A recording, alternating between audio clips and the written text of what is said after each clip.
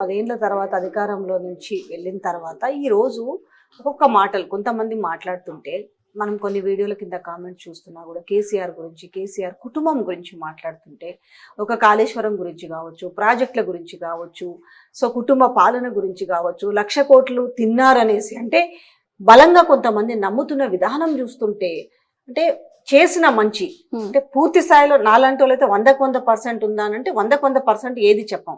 కాకపోతే నీళ్లు నిధులు ఇవాళ నియామకాలు కూడా ఇవాళ తెలుస్తున్నాయి. అయాల ఏమిచ్చిరు అని మాట్లాడుతారు. మన నియామకాల గురించి తర్వాత మాట్లాడదాము. ఇవి ఉన్నప్పటికీ కూడా ఈరోజు అంటే పరుషమైన మాటల కంటే బూతులు ఎవరో మామూలు ఎవరో చదువుకోనోళ్ళు ఎవరో మాట్లాడుతున్న విధానం కాకుండా నాయకులు స్వయాన ముఖ్యమంత్రి మాట్లాడుతుంటే ఏమనిపిస్తుంటుంది మీకు?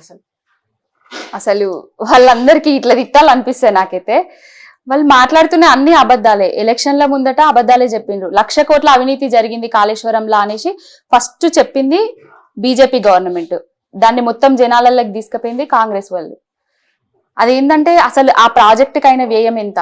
80,000 కోట్లు అయింది. 1,00,000 కోట్ల అవినీతి ఎట్లా జరుగుతుంది 80,000 కోట్లల్లో? కాళేశ్వరం ప్రాజెక్టు నుంచి వెళ్ళి ఒక్క చుక్క నీరు రాలేదు రైతులకు అని చెప్పిండ్రు ఎలక్షన్ల ముందట ఈ ప్రతిపక్షాలు. కానీ ఇప్పుడు కాళేశ్వరం ప్రాజెక్టులా మేడిగడ్డ బ్యారేజ్ లా ఒక్క పిల్లర్ ఉంగడం వల్ల ఇప్పుడు నీళ్ళు ఎందుకు ఆగిపోతున్నాయి? మిడ్మానేర్ ఎందుకు ఎండిపోయింది? ఎల్ఎండి ఎందుకు ఎండిపోయింది? చొప్పదండి, హుస్నాబాదు ఇవన్నీ నీటి ఎడారి లెక్క మారినాయి. నీళ్ళ విషయం కనపడుతుంది. గ్రౌండ్ వాటర్ సోర్స్ లేదు. ఇలా మనకి మెయిన్ స్ట్రీమ్ మీడియాలో కూడా మహానగరానికి పొంచి ఉన్న నీటి ఎద్దడి అనేది వార్తలు కూడా చూస్తున్నాం. కానీ మీరు ఇంత అగ్రెసివ్ గా జనరల్ గా ఏంటంటే అధికార పార్టీ ఉన్నప్పుడు అంటే మీరు ఆ పార్టీలో మిమ్మల్ని ఏదన్నా అయితే ఎవరో ఒకరు వెనకేసుకొస్తారు, అది వేరు ఉంటుంది. ఇలా ప్రతిపక్షం ఇలా గొంతులు విప్పుతుంటే బెదిరింపులు, బూతులు, ఒకటి ఆల్రెడీ జర్నలిస్ట్ శంకర్ని ఎట్లా కొట్టిరో చూసినాము.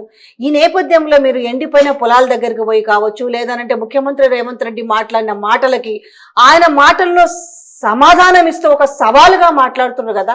అంటే ఏంది ఆ ధైర్యం ఏంది? ఒక్కొక్కసారి మాకు కూడా అనిపిస్తుంది ఇట్లా మాట్లాడితే మాకు ఎవరు సపోర్ట్ అని ఆలోచిస్తున్న నేపథ్యంలో మీరు గంత అగ్రెసివ్ గా మాట్లాడతారు కదా. ఏంటి బిహైండ్ ద ఏంటి అసలు మీకు ధైర్యం ఏంటి? బాపు కేసీఆర్ అంతే నా ధైర్యం. నా వెనకాల బాపున్నాడు, నా ముందు బాపున్నాడు, నన్ను నడిపిస్తుంది కూడా బాపే అని నమ్ముతున్నాను నేను. అంతే. ఆయన చేసిన మంచిని చెప్పడమే. అసలు తెలంగాణకు ఉద్యమము పోరాటం కొత్త కాదు. పోరాట గడ్డ మీద పుట్టినాం. పోరాటం చేయడం కొత్త కాదు. పోరాటం చేస్తూనే ఉంటాం. ఇప్పుడు వీళ్ళు వచ్చిన ఈ 2.5 నెలలల్లా నీటి 90 రోజులు 91 రోజు ఇప్పటికి 91 రోజు అవుతుంది. 91 రోజులలోనే నీళ్ల ఎద్దడి ఎంత ఘనం ఉన్నది. రైతులు కరువు కాంగ్రెస్ వేరు కాదు. అసలు కరువు కాంగ్రెస్ అనేటి కవల పిల్లలు అవి తీసుకొని వచ్చినాయి. ఇప్పుడు రైతులు నీళ్ల కోసం అరిగోస పడుతున్నారు.